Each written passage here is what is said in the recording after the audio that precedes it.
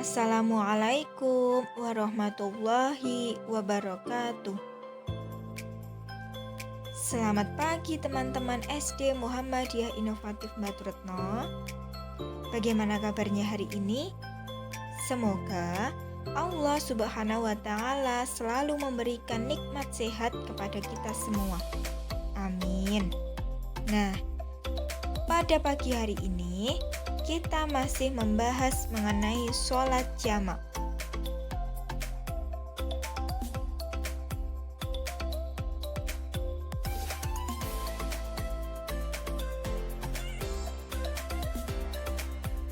Pengertian dari jamak menurut bahasa itu adalah mengumpulkan.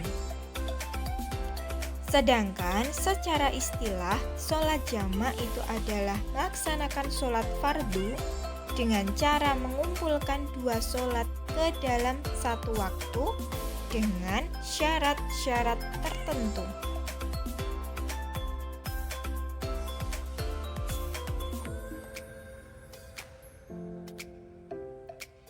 Yakni melaksanakan sholat duhur dengan sholat asar pada waktu zuhur atau asar. Jadi, sholat jamak itu melaksanakan sholat zuhur dengan sholat asar pada satu waktu. Boleh dilaksanakan pada waktu zuhur atau asar. Dan melaksanakan sholat maghrib dengan isya pada waktu maghrib atau isya.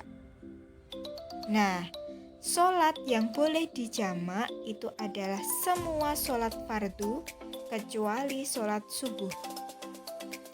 Jadi, sholat yang boleh dijamak itu adalah sholat zuhur dengan sholat asar dan sholat maghrib dengan sholat isya.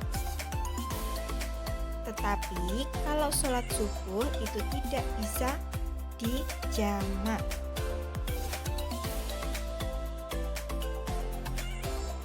Nah, kemudian sholat jamak itu boleh dilakukan oleh orang yang pertama, sedang bepergian atau musafir. Yang kedua, orang yang sedang menderita sakit.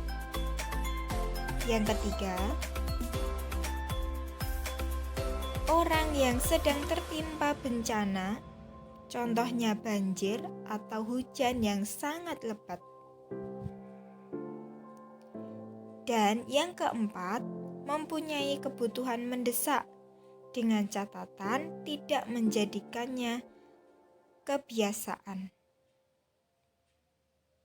Nah, jadi sholat jamak itu boleh dilakukan oleh orang yang sedang dalam bepergian atau musafir, sedang menderita sakit, sedang tertimpa bencana atau musibah, kemudian mempunyai kebutuhan mendesak dengan catatan tidak menjadikannya sebagai kebiasaan.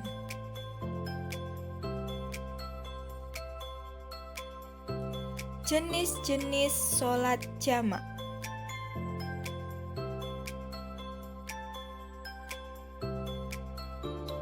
Jenis-jenis sholat jamak itu dibagi menjadi dua. Yang pertama ada jamak takdim dan yang kedua ada jamak takhir.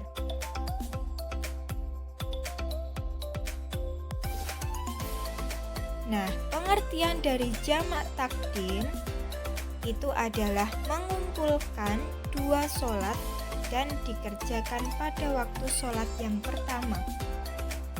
Jadi jamak takdim itu artinya adalah mengumpulkan dua sholat dan dikerjakan pada waktu sholat yang pertama. Contohnya, misalnya melaksanakan sholat zuhur dan asar. Nah, dikerjakan pada waktu zuhur. Itu namanya jamak takdim.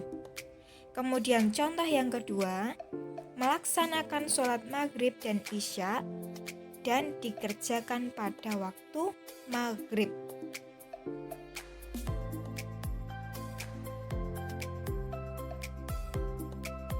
Kemudian jamak takhir. Pengertian dari jamak takhir yaitu mengumpulkan dua sholat dan dikerjakan pada waktu sholat yang kedua. Jadi, arti dari jamak takhir itu adalah mengumpulkan dua sholat dan dikerjakan pada waktu sholat yang kedua. Contohnya, melaksanakan sholat zuhur dan asar dikerjakan pada waktu asar. Contoh yang kedua, melaksanakan sholat maghrib dan isya dikerjakan pada waktu isya. Jadi pada waktu sholat yang kedua, menggabungkan sholat zuhur dan asar kemudian dikerjakan pada waktu asar. Seperti itu.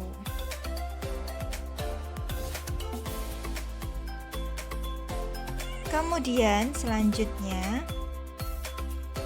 ketentuan mengenai sholat jamak.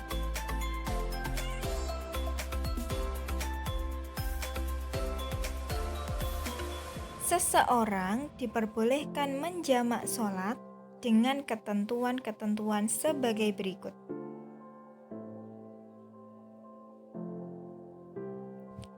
Yang pertama, yaitu berniat menjamak sholat. Jadi, pada waktu takbiratul ihram, niat ini hendaknya dimantapkan dalam hati dan tidak perlu dilafalkan karena Allah Maha Tahu apa yang ada di dalam hati hambanya. Kemudian yang kedua, sedang dalam perjalanan. Perjalanan yang cukup jauh mengenai jarak minimal yang ditempuh dalam perjalanan tersebut, Rasulullah SAW tidak memberi batasan. Yang terpenting itu adalah keluar dari kota tempat tinggalnya. Jadi dalam keadaan musafir atau sedang dalam perjalanan. Kemudian yang ketiga, adanya uzur syar'i. Nah, halangan yang dibenarkan di dalam agama Islam itu seperti hujan deras, angin yang kencang, sedang sakit, cuaca yang sangat dingin, dalam keadaan yang berbahaya. Kemudian yang keempat, sholat yang boleh dijamak itu adalah sholat zuhur, asar, maghrib, dan isya. Penggabungannya sholat zuhur dengan asar, kemudian sholat maghrib dengan isya.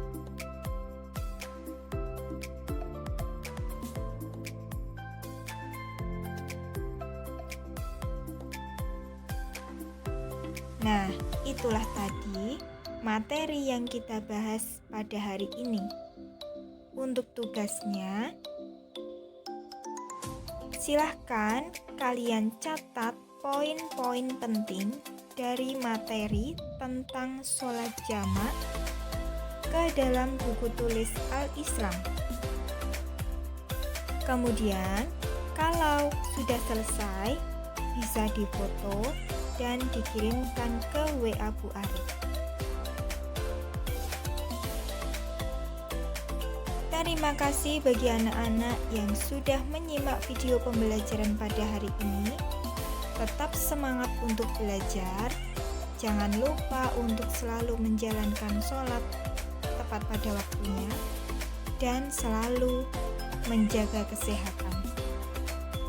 Sekian materi hari ini. Wassalamualaikum warahmatullahi wabarakatuh.